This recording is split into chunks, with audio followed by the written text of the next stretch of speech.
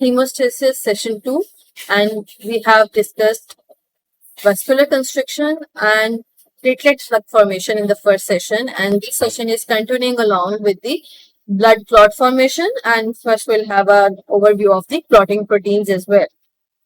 Also, we will be looking into the intrinsic and extrinsic pathways. So we'll begin with the step 3, that is the blood clot formation and anti-fibrous tissue growth, which is the fourth step in the hemostasis. So this image is showing the steps in the blood coagulation, a severed injured blood vessel, which first led to the formation of the platelet plug, then blood clot formation, and once the blood clot is formed, as you can see over here, it is invaded by the fibrin fibers, and this completes the hemostasis. As you can see over here, the clot retracts, extra blood oozes out of here, and this clot is then having two fates later on. After the vascular repair, either it will be lysed, even if it was the injury of the small size and the vascular injury is repaired, and if the injury was too big to repair, this clot will be permanent by the fibrous organization, which may take up to 1 to 2 weeks. You can see an overview of the timeline over here. The time the fibrin threads take to appear is 1 to 2 minutes. Fibrin clot formation 3 to 6 minutes, and clot retraction may take 20 to 60 minutes, whereas fibrous organization may take up to 1 to 2 weeks. So how does this blood clot forms and fibrin fibers grow into it? This is what we are going to discuss one by one in this session. This is the list of clotting factors in front of you. On the left side of this table, you can see the clotting factors either in the form of the names or numbers, and here are the synonyms.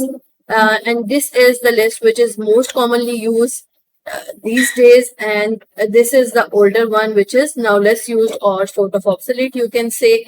The factors are numbered in the origin of their discovery rather than in the series of their appearance in the clotting cascade. So once we will look into the intrinsic and extrinsic clotting cascades, these clotting factors will be coming randomly, as these are just numbered in series of their discovery. The numbers, names that we will be using while discussing the intrinsic and extrinsic pathway will be these ones, starting from fibrinogen, prothrombin, tissue factor, calcium till the factor 11, 12, and 13.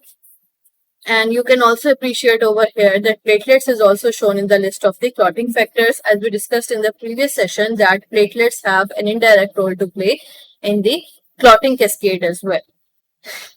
To talk about the mechanism of blood coagulation, the clotting cascade, either it is intrinsic clotting mechanism or extrinsic clotting mechanism. The purpose of both types of clotting cascade is to activate the prothrombin. And afterwards, the series of events that you see over here is the common clotting pathway or common clotting cascade.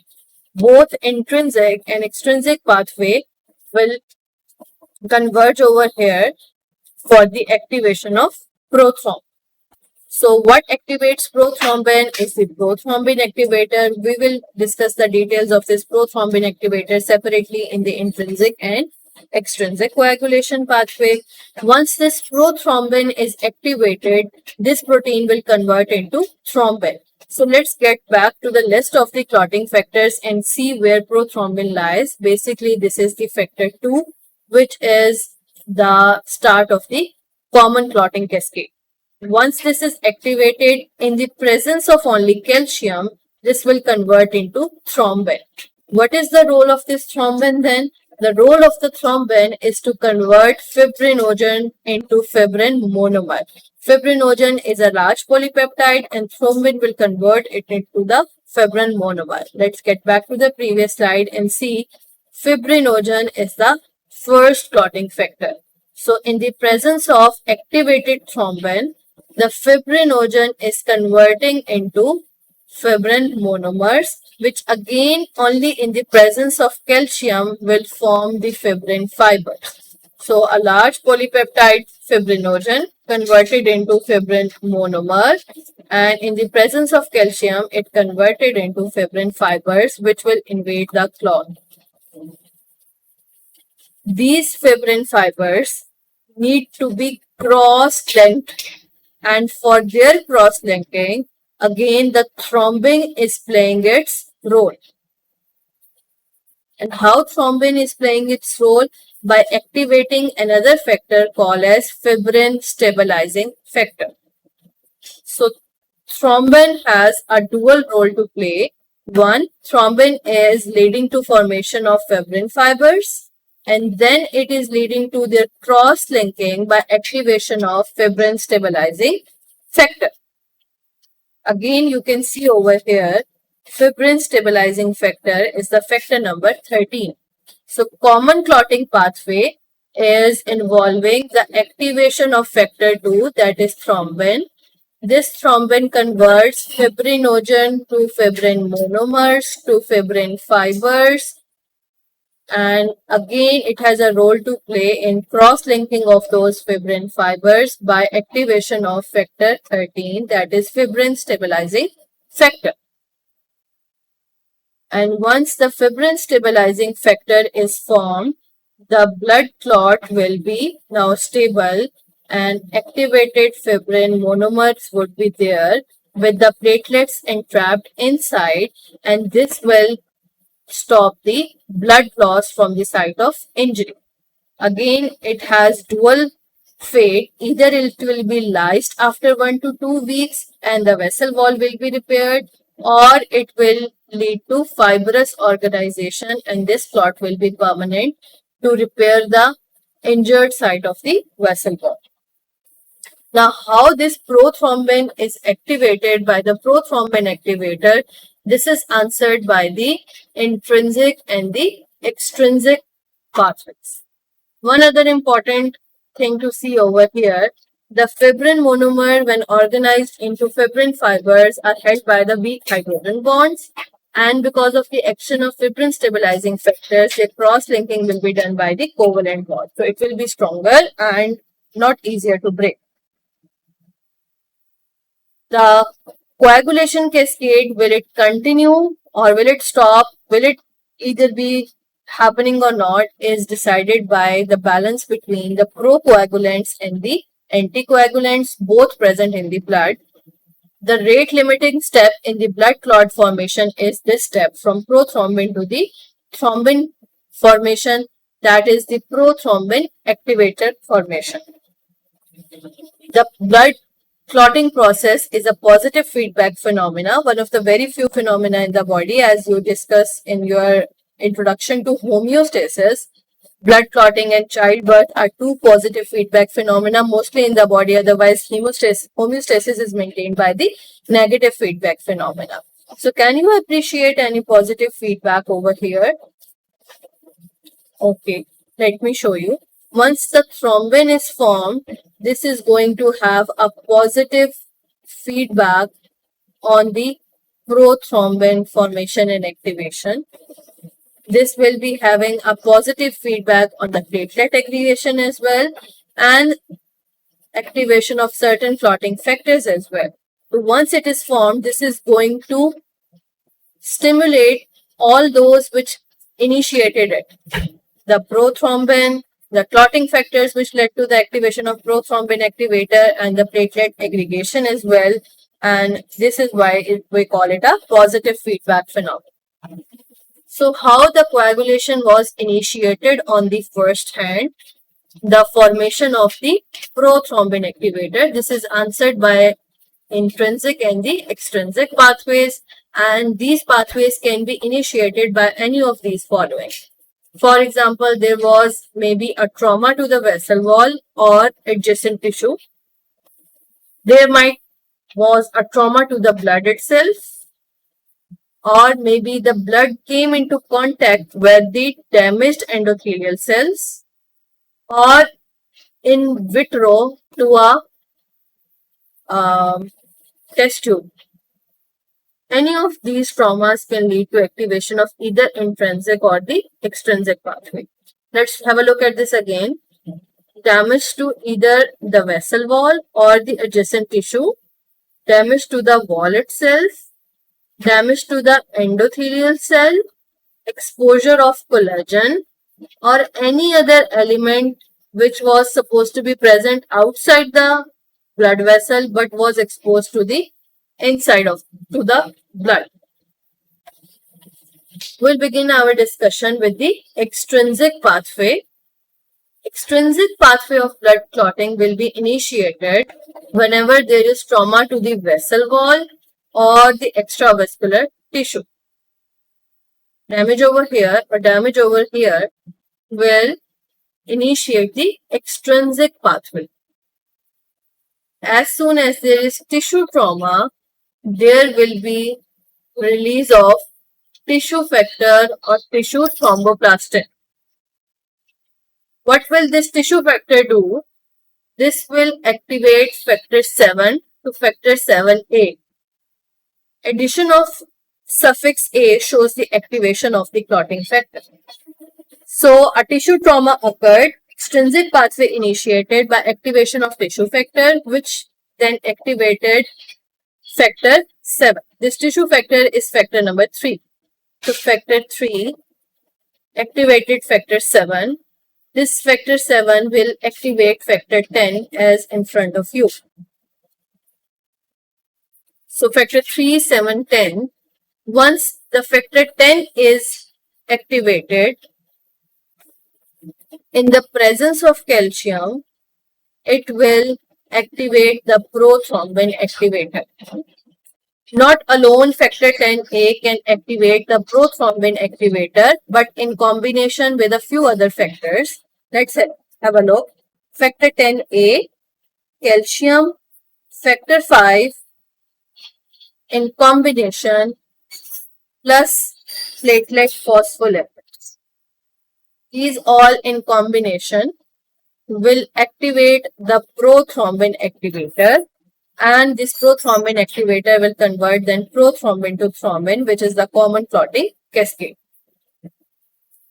So, in the series of extrinsic coagulation pathway, there was factor 3 activating factor 7, that activated factor 10, that factor 10 along with factor 5 and phospholipids activated the prothrombin activator, and there was conversion of factor 2 to factor A or prothrombin to thrombin. This is prothrombin activator is simply a combination of these factor 10A, tissue factor, phospholipids and factor 5. Once the thrombin is formed, this is going to further stimulate factor 5. This is going to stimulate platelet aggregation. This is going to stimulate factor 10A, and this is known as positive feedback.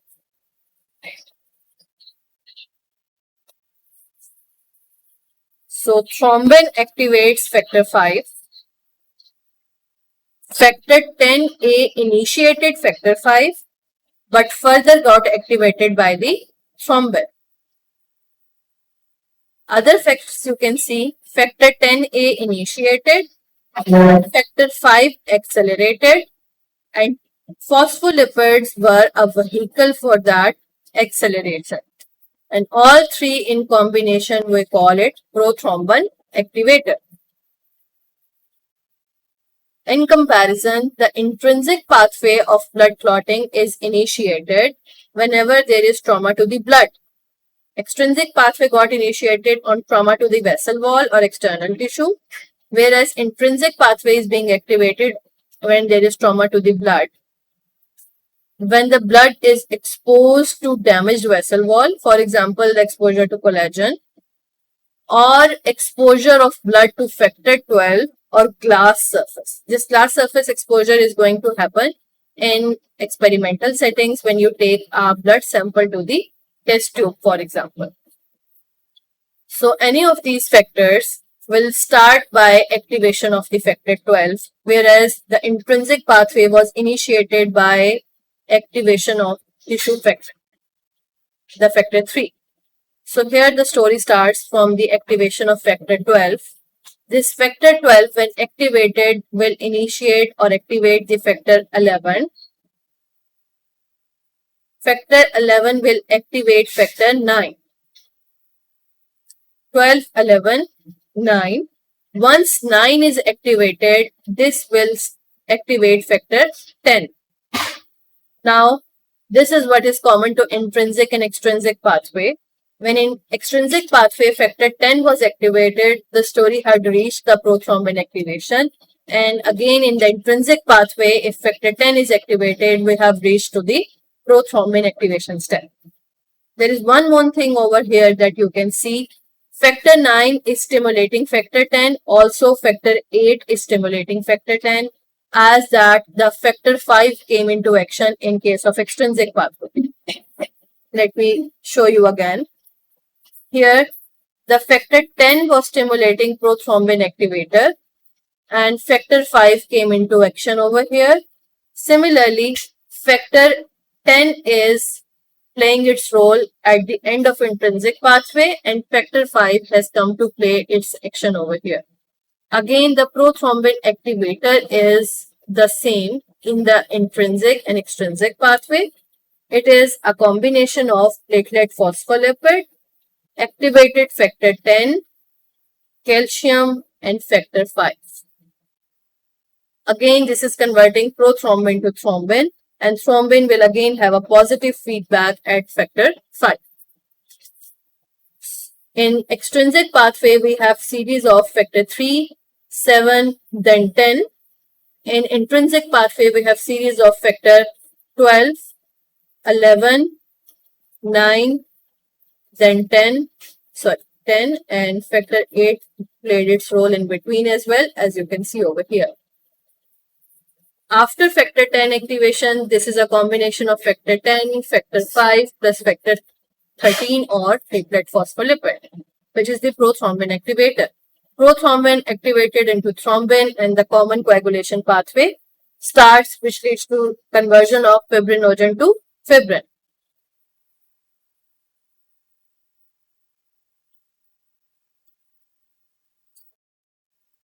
This is what we just discussed. Factor 3, 8 and 10 activate factor 10. 3, 8 and 9 activate factor 10. So that was all about intrinsic pathway, extrinsic pathway, common coagulation pathway. Let's have a discussion of further key events which are required for the blood clot formation. First of all, the availability of calcium. This is required for promotion or acceleration of all the blood clotting factors except the first two factors. First two factors you know are prothrombin and fibrinogen. Other than that, all clotting factors require calcium for their activation. Citrates and oxalates are the chemicals which bind calcium, chelate with it, make it unavailable for the clotting factors. That is why these are used as anticoagulants as well. This is showing the comparison of intrinsic versus extrinsic pathway.